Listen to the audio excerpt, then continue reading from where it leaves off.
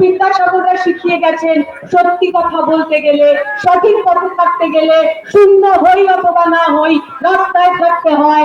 রাস্তাই আমাদের একমাত্র রাস্তা, সেই রাস্তাকে পাথেয় করে আগামী দিনে আমরা লড়াই আন্দোলন সংগ্রামে থাকবো। দেখো প্রিয়তমা আকাশে উঠছে ভীতিলতার নিশান, স্বামী বা কর্তা শব্দগুলোকে করে ফেলে খান খান। চার কোলে রাঙা কপালের ভাজে আটকে যাচ্ছে রোদ, 21শে মৃত্যু তবুও মেয়েটা জোগাড় প্রতিরোধ। দেখো প্রিয়তমা আকাশে উঠছে ভীতিলতার নিশান, স্বামী বা কর্তা শব্দগুলোকে করে ফেলে খান খান। চার কোলে রাঙা কপালের ভাজে আটকে যাচ্ছে রোদ, 21শে মৃত্যু তবুও মেয়েটা জোগাড় প্রতিরোধ। সাথী সভাপতি, কমরেডরা, যে সমস্ত কমরেড বন্ধুরা এই ভয়ঙ্কর প্রাকৃতিক দুর্যোগের মধ্যেও আজকে আমাদের সভায় এসেছেন, রয়েছেন, লড়াই ছেড়ে পালাননি, আপনাদের সবাইকে আমরা বাম, যুব, ছাত্র, মহিলাদের পক্ষ থেকে আমাদের সংগ্রামী অভিনন্দন জানাই, আমাদের লাল সালাম জানাই। আপনারা বুঝিয়ে দিয়েছেন মমতা ব্যানার্জিরা যতই বলুন না কেন এবার উৎসবে ফিরতে হবে। মমতা ব্যানার্জিরা যতই ভয় দেখানোর চেষ্টা করুন না কেন এবার উৎসবে না ফিরলে সমস্যা হয়ে যাবে। আপনারা বুঝিয়ে দিয়েছেন যারা লাল ঝান্ডার রাজনীতি করতে আসে তারা কোনো মমতা ব্যানার্জির বাপকে ভয় পায় না, তারা কোনো তৃণমূলকে ভয় পায় না, তারা কোনো পশ্চিমবঙ্গ সরকারের জেল লাঠিকে ভয় পায় না।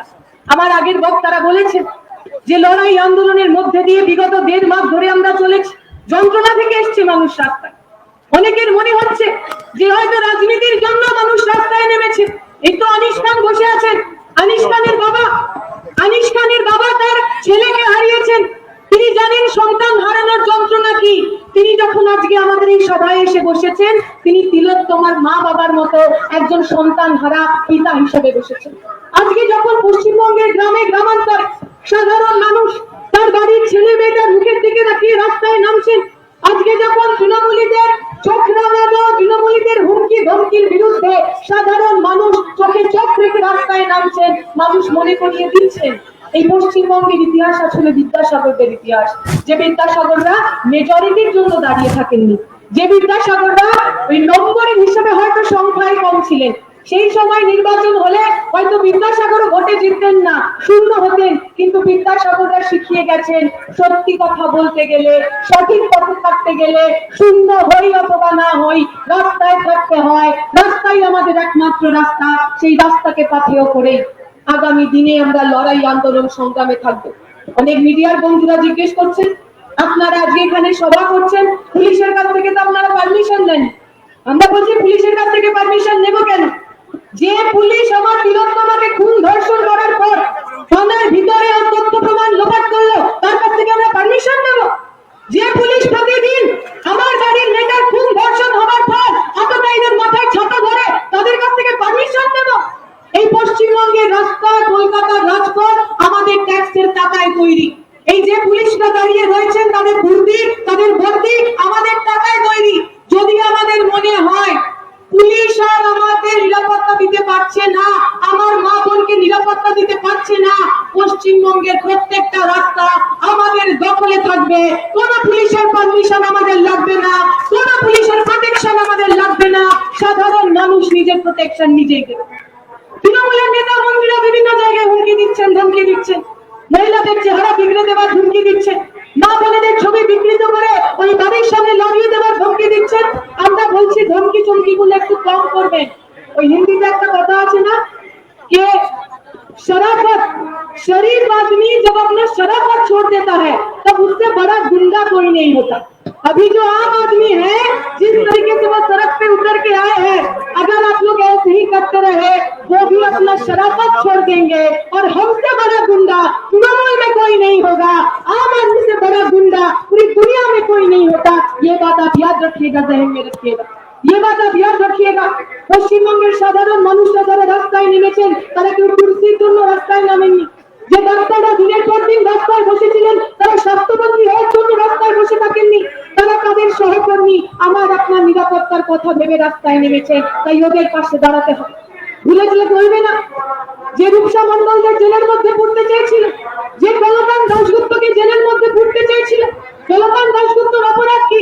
কলকান যে শববাহী গাড়ি, সেই শববাহী গাড়ি আটকে ছিল। ওরা ভেবেছে কলকান্দের জেলের মধ্যে পুড়লে বোধহয় আমরা ভয় পেয়ে যাব। ওরা জানে না কলকান দাশগুপ্ত, সুদীপ্ত গুপ্তর কংগ্রেস আমাদের কলকাতার রাস্তায় খুন করে ফেলা যায়, কিন্তু এই স্বাধীনতা, গণতন্ত্র, সমাজতন্ত্রের পতাকা আমাদের কাছ থেকে কেড়ে নেওয়া যায় না। কলকান দাশগুপ্তরা প্রমাণ করেছে, जेल के ताले कच्चे थे, हमारे कांग्रेस सच्चे थे। जेल के ताले टूट गए, हमारे कांग्रेस छूट गए। आगामी दिने এই কলকান দাশগুপ্তদের সামনে রেখে, এই রূপসা মণ্ডলদের সামনে রেখে, ওই হুগলির নবগ্রাম কলেজের ছাত্র অরিন্দম হালদারদের সামনে রেখে আমরা লড়াইয়ে থাকবো। পক্ষ বেছে নেবো আমরা। ওই গরু চুর করে, গরু পাচার করে যে পশ্চিমবঙ্গের সোনার ছেলে হয়ে ঘুরে বেড়াচ্ছে, এমন সম্বর্ধনা অনুব্রত মণ্ডলকে দিচ্ছে, মনে হচ্ছে অলিম্পিক থেকে সোনা জিতে এসেছে। আমরা শুনছিলাম বীরভূমের গ্রামে গ্রামে পাড়ায় পাড়ায় মহিলারা দাঁড়িয়ে রয়েছেন গাড়ির সামনে রাখিনি। বলছে দাঁড়িয়ে আছো কেন? বলছে জানো না, ওই গরু চোরটা ছাড়া পেয়ে গেছে, যদি এখানে দাঁড়িয়ে না থাকি এই আমার গরু নিয়ে বোধহয় পালিয়ে যাবে। আপনাকে পক্ষপাত করে কাদের সঙ্গে আপনারা থাকবেন? গরু চোর অনুব্রত মণ্ডল, যে অনুব্রত মণ্ডল বীরভূমের দিকে হাজার হাজার বামপন্থী কর্মীদের গাড়ি ছাড়া করেছেন, যে অনুব্রত মণ্ডল ওই কংগ্রেস লেন্সের সবার সামনে কান ধরে দাঁড় করিয়েছেন, মাথা কাটিয়ে দিয়েছেন, আপনারা সেই অনুব্রত মণ্ডলদের সঙ্গে থাকবেন নাকি ওদের বিপরীতে? সেই দিনকে ওই সববাহী গাড়ি আটকে ছিল যারা, সেই মীনাক্ষী, ধ্রুবদা, দেবাঞ্জন, প্রণয় কলকান্দের সামনে দাঁড়িয়ে স্পষ্ট করে বলবেন, আমার মাটি আমার মা, ধর্ষকদের হবে না, আমার মাটি আমার মা, তৃণমূলের হবে না। আমরা স্পষ্ট করে বলি, বাংলা নিজের মেয়েকেই চায়, তবে বাংলার মেয়েরা আর মমতা ব্যানার্জিকে চায় না, আর তৃণমূলকে চায় না, আর পশ্চিমবঙ্গ সরকারকে চায় না। আপনারা লড়াইয়ে থাকবেন, আন্দোলনে থাকবেন। আগামী দিনে দুর্গাপুজোর সময় যখন ওই দুর্গা ঠাকুরের সামনে যাবেন, তখন যেন ভুলে যাবেন না, দুর্গা ঠাকুরের টানা টানা চোখ দুটোর দিকে তাকিয়ে মনে করবেন আপনার বাড়ির মেয়ে তিলোত্তমার চোখে জল ছিল না, রক্ত ছিল।